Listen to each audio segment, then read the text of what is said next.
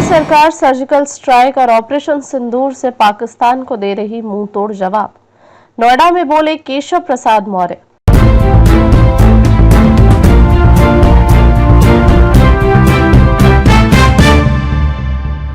दादरी के आकलपुर गांव में विकसित भारत संकल्प सभा में उप मुख्यमंत्री केशव प्रसाद मौर्य ने मोदी सरकार के 11 साल के कार्यकाल की उपलब्धियां गिनाई।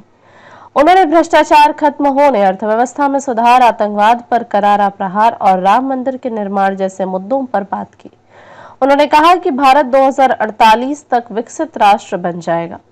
प्रधानमंत्री नरेंद्र मोदी के 11 साल के कार्यकाल में भ्रष्टाचार खत्म हुआ, शिक्षा, सड़क निर्माण, सीमा सुरक्षा, गरीबों को निःशुल्क 5 लाख का इलाज आदि का कार्य हुआ है। 2014 से पहले भारत पर आतंकवादी हमले होते थे तो भारत के प्रधानमंत्री अमेरिका के सामने गिड़गिड़ाते थे, लेकिन प्रधानमंत्री मोदी ने आतंकियों को बता दिया कि यह नया भारत है। सर्जिकल स्ट्राइक व ऑपरेशन सिंदूर कर आतंकवादियों और पाकिस्तान का मुंह तोड़ जवाब दिया। ये बातें उप मुख्यमंत्री केशव प्रसाद मौर्य ने दादरी के अकलपुर गांव में आयोजित विकसित भारत संकल्प सभा में कही।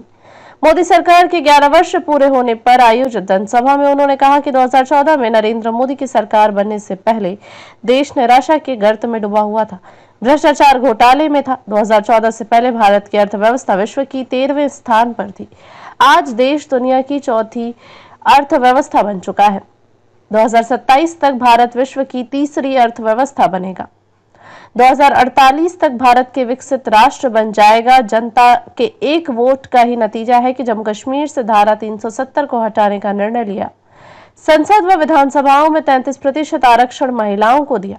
कांग्रेस की सरकार में भ्रष्टाचार इतना था कि सरकार की ओर से जनता के लिए जारी हुए 1 रुपए में 15 पैसे ही मिलता था, बाकी पैसा भ्रष्टाचार, दलाल और बिचौलियों को जाता था। आज किसान सम्मान निधि के 2000 रुपए सीधे किसान के खाते में जाते हैं। सभी की आस्था का सम्मान करते हुए अयोध्या में भगवान राम के मंदिर का निर्माण कराया। 2027 तक भारत विश्व की 3री अर्थव्यवस्था बनेगा। 2048 तक भारत विकसित राष्ट्र बन जाएगा। जनता के एक वोट का ही नतीजा है कि जम्मू से धारा 370 को हटाने का निर्णय लिया। संसद व विधानसभाओं में 33% आरक्षण महिलाओं को दिया।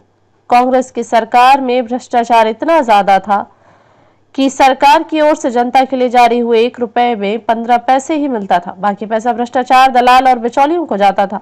आज किसान सम्मान निधि के 2000 रुपए सीधे किसान के खाते में आते हैं। सभी की आस्था का सम्मान करते हुए अयोध्या में भगवान राम के मंदिर का निर्माण कराया।